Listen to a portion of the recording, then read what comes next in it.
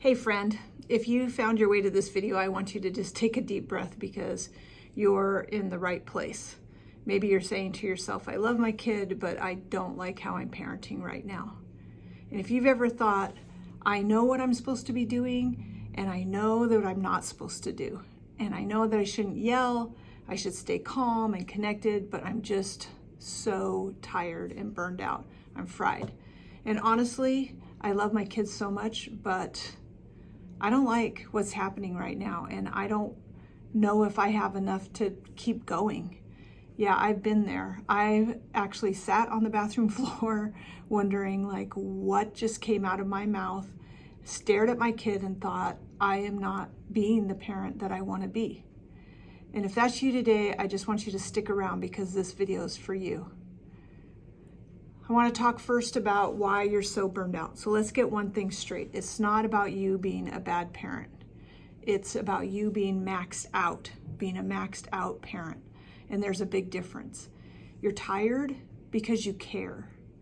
And you're struggling because you care. And you're exhausted because you're trying constantly.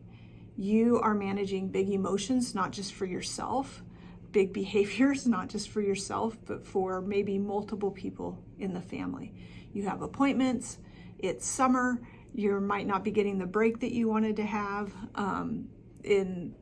Maybe this has been going on for longer than the summer, so there's school struggles, there's sensory stuff, there's trauma histories, whatever your version of a lot looks like. Yeah.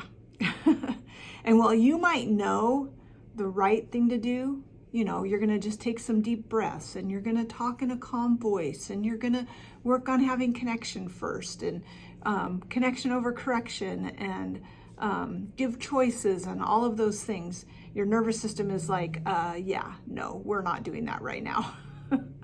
We are going into survival mode. And because your body and your brain are completely overwhelmed, you don't have the access to the calm tools that you want to have. So maybe that means you go into yelling or snapping or just distracting yourself, checking out, not because you want to, but because your brain actually is trying to protect you from that. So that's what's happening here. This is not a discipline problem. This is not a lack of willpower problem. It's a burnout problem. The other part of this is the guilt spiral is what I call it. So this is what happens next. You know the pattern. You yell, you feel awful, you apologize, you try to do better, you promise yourself you're going to be calmer tomorrow. And then something triggers you again and boom, you're right back there. And now we've added a big old layer of guilt and shame to that. So let me tell you something. Guilt might be a sign that you care, but it's a terrible long-term motivator. And what you need is not more pressure. You need support. You don't need more parenting tips. You need someone to say, of course you're exhausted. This is really hard. Let's take care of you for a minute.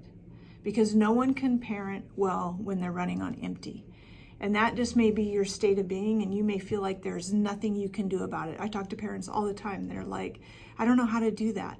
And I can help you to carve out the space that you need, how to get yourself calm and how to help you to do that. But the first piece of this is really recognizing that that's what you need to do, that you, in order to do better, you have to take care of yourself. And I can show you how to do that in a way that doesn't mean that you give everything else up in order to do it. Because this place where your brain is just trying to protect you, you need some help with some of those thoughts and some of those things to change the way your brain is thinking about it. Even maybe sometimes to change the way your brain is thinking about your child and what you have to do with your child or the problems that your child is causing, or maybe even sometimes the denial about the problems. A lot of it starts in our thoughts. Most of it starts in our thoughts, and that drives our other behaviors. And so sometimes you just need to have some time that you're taking care of some of those thoughts. And you're not alone. We all need this at different times. So what can you do? Let's get really practical. This is where what I really like is to talk about the practical things that you can do. So number one, before you blow up, you need to begin to start recognizing where that's happening. If you feel heat, if you feel like your chest is pressure. A lot of parents that tell me that they're fine all day, and then on the way home from picking kids up from school or on their way home from work, they feel the tightness in their chest. You may kind of notice that edge in your voice, that you didn't say that the way you want to say it. And maybe you need to give yourself a timeout. I don't recommend timeouts for kids, but I do recommend timeouts for parents. This is tricky though, because if you have a child that can't be left alone, you're going to have that set up. So it's like, hey, I need 10 minutes.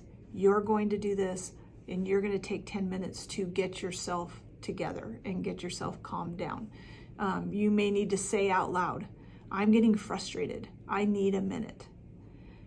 That's not failing. That's modeling emotional regulation for everybody around you, and it's in real time.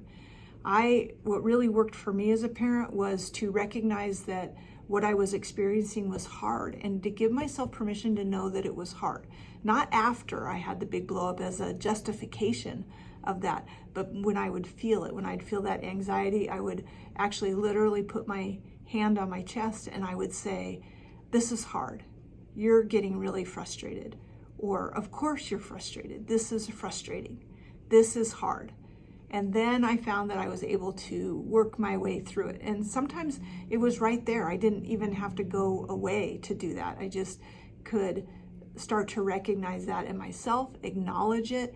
And sometimes it did warrant saying to the kids, like, I'm getting really frustrated right now, so I'm going to take a minute.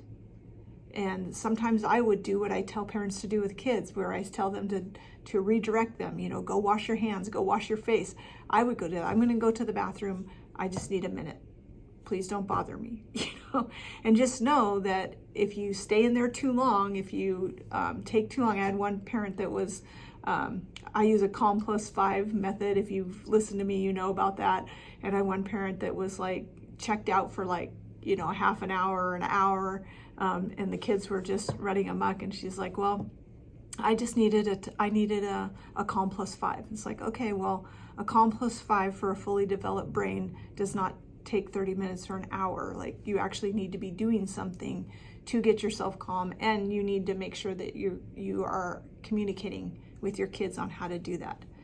Sometimes the second thing is to just pick out one tiny reset tool.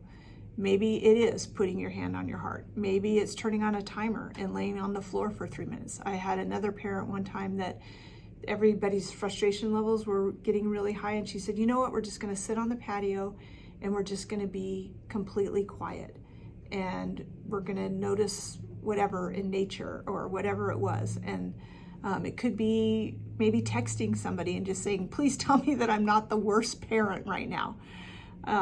Find one thing that helps your body to calm down and kind of come off that ledge, and make that a part of your day.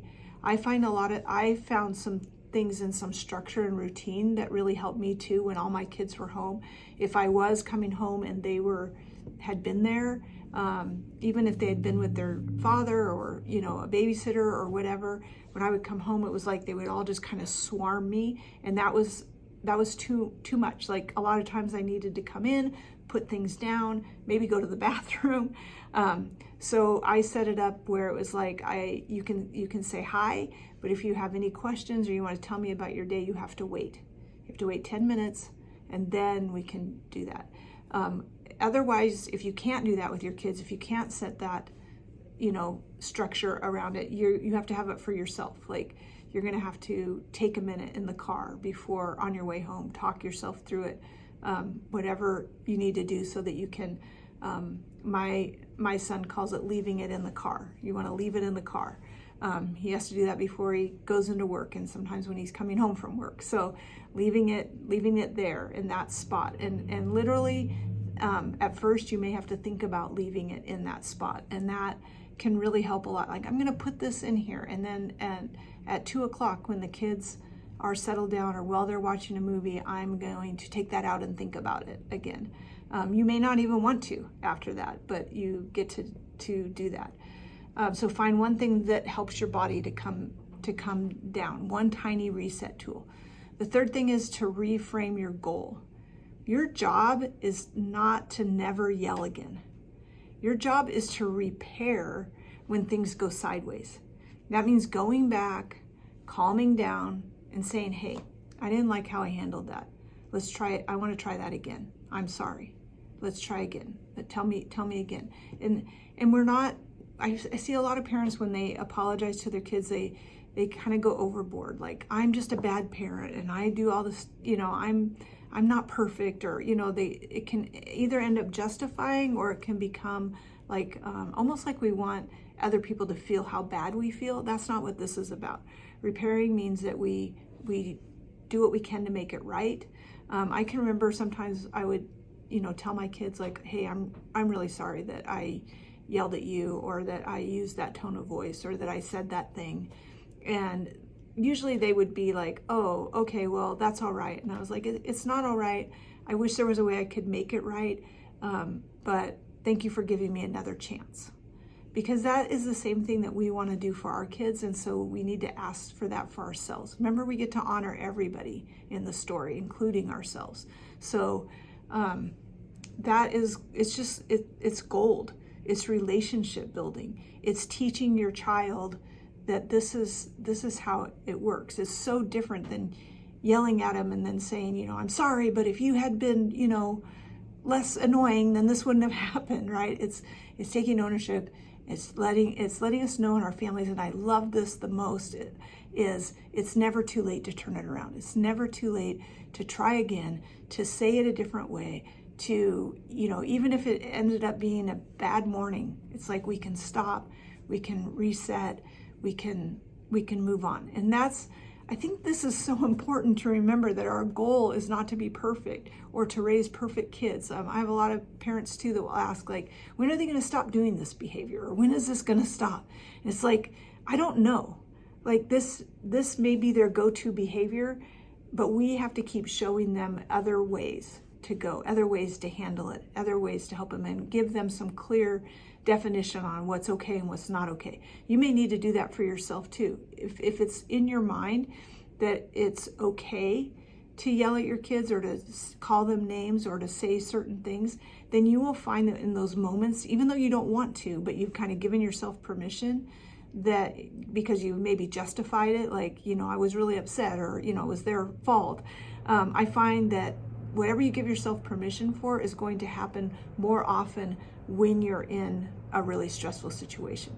It doesn't mean it's never going to happen, at all if you don't give yourself permission, but your frame of mind is so important. So if your goal is, I'm not going to call my kids names no matter what. I'm not going to say, one of the ones I had was like, I would never tell them, like, you're just like this. You're just like this person, right? I just felt like that's so unfair, right? And so damaging to the family relationship. So if you can set up some of your goals and on what you're working on not saying and doing, and then when you have those moments that it is really truly a mistake, and you can apologize for that and say, I'm really working on this. I love that too. I'm working on this. I'm sorry. I'm working on this. And it doesn't justify it, and it doesn't deny it, and it helps you as a person. It's so important. So this is another one. Don't do it alone. You were never meant to figure all of this out on your own.